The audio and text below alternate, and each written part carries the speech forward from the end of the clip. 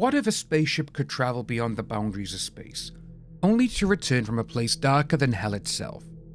Today, we're diving into one of the most intense sci-fi horror movies of the 90s. From its eerie plot to its lasting impact on fans and filmmakers, let's uncover why this movie has haunted audiences for decades.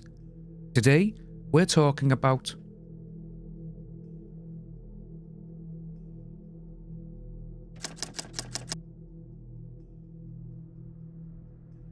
Under a multi-picture writing deal at Paramount Studios, Philip Eisner was suffering writer's block due to a family tragedy, so in an effort to get back into writing and to also fulfill his contractual needs, Eisner pitched a horror movie to Paramount.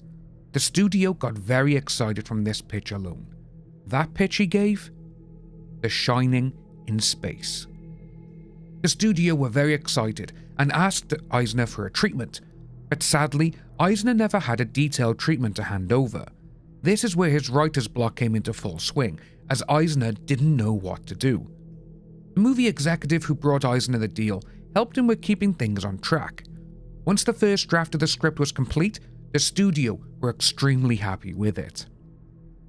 After directing Mortal Kombat, Paul W.S. Anderson was buried under a mountain of screenplays that was sent to him. Everyone wanted to have him direct their next movie, as Mortal Kombat was a great success, and the studios were even more enthusiastic due to Mortal Kombat being a video game adaptation. Anderson had one major request for his next movie though. It had to be gruesome, and it had to have an R rating. The two major movies that he turned down were the sequel to Mortal Kombat and the then in development X-Men.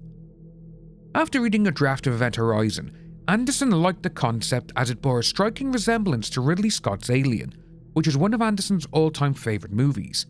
Jeremy Bolt, Anderson's producing partner, felt it had a terrific concept, but it was a very dense script and the story kind of floated off into directions that no one knew where to go.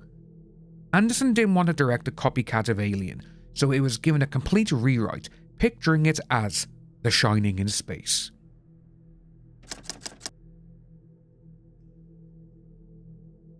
If you haven't seen Event Horizon, here's a quick rundown of the plot.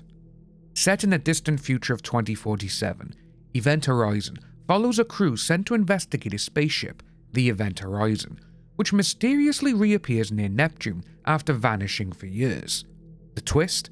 The ship may have crossed into another dimension, a dimension described as pure hell. As the crew uncovers what happened, they face terrifying visions and encounter a malevolent force. Filming started in late '96 in London at Pinewood Studios, with an eye for a release in the later part of 1997. However, Anderson was then asked by Paramount if he can get the movie ready for an August release date. The issue with this?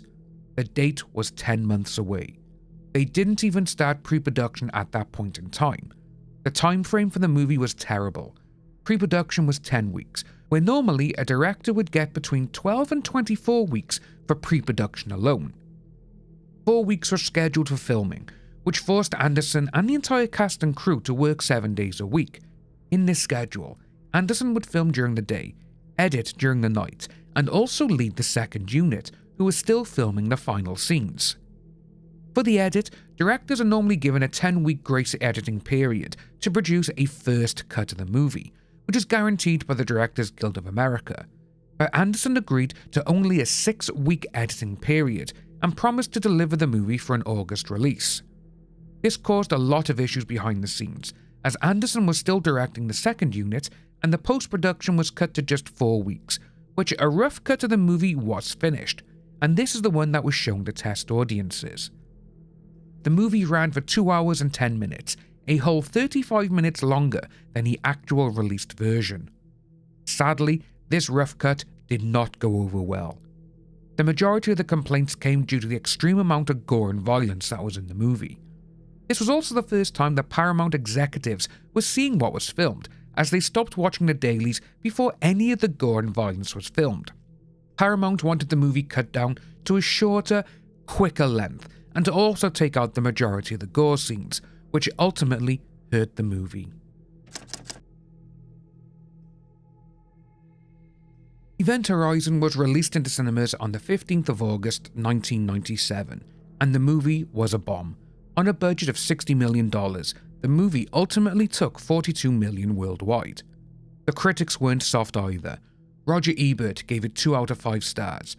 The Washington Post gave a damning review calling it pointlessly loud with more devotion to style than scares.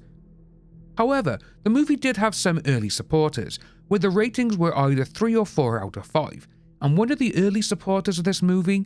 None other than Kurt Russell. After Event Horizon, Anderson was directing the Blade Runner side sequel Soldier, starring Kurt Russell. Before they started filming, Anderson showed Event Horizon to Kurt Russell, who predicted that the movie was going to be a cult classic in the future. Forget about what this movie's doing now. In 15 years' time, this is going to be the movie you're glad you made. And that is very true. Anderson loves this movie, and it is one of his favourites.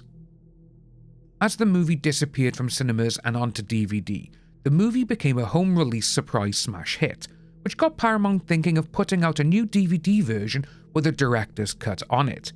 Yes, the exact scenes they wanted him to cut out of the movie in the first place, they wanted back in. This became a major challenge, as the cut footage was not stored carefully and the majority of it actually went missing. Over the last 2.5 decades, scenes have appeared online in various forms. Some of the cut footage has been shown and shows what the fans of the movie have missed. But the scenes that have never seen the light of day are the longer, gorier versions of Visions of Hell in the climax, where a version is available online, but it is also trimmed. But the biggest sequence fans of the movie want is the extended blood orgy. This scene is very disturbing in the released version as it is, but the uncut version is graphic beyond being graphic. Real-life amputees were used for the special effects, where crew members are being torn apart. Adult film actors were also hired to make certain scenes more realistic and graphic. Over the years, we have heard that footage has been found in a Transylvania salt mine. They've been in certain areas of the world. But the biggest hope fans of the movie got was back in 2012, when Anderson said that producer Lloyd Levin had actually found a VHS tape with the original 2 hours plus version on it. He said after completing Resident Evil Retribution, he will watch it and see what can be done with the movie. Then things went silent. Anderson said in 2017 that he had still not seen the VHS copy, as Levin moved to Spain and doesn't exactly know where the tape is. Fingers crossed we get to see something of this in the future, but I wouldn't keep my hopes up.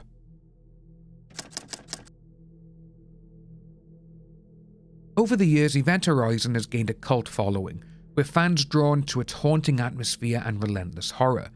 Despite the mixed reception upon release, the film's unique take on sci-fi horror has influenced everything from films to video games. Franchises like Dead Space and Doom, they have both drawn on its blend of cosmic horror and psychological fear. This year, Variety magazine placed Event Horizon as the 94th greatest horror movie ever made. It's sad that 2.5 decades ago, the movie didn't get the praise it so rightfully deserved, and seeing a prestigious magazine like Variety place it in the top 100 just goes to show that the movie did something well. So why does Event Horizon still resonate? Maybe it's the idea of venturing into the unknown and facing unimaginable horror. This appeals to every single horror video game player on Earth, as venturing into the unknown is the base of every single horror video game. Or maybe it's the haunting visuals that stick with you long after the credits roll. For horror fans, this is a movie worth revisiting. It's not perfect, but it's certainly unforgettable and is in my top 15 horror movies of all time. Thanks for watching. Let us know what you think of Event Horizon below in the comments. Until next time, stay critical, stay scared.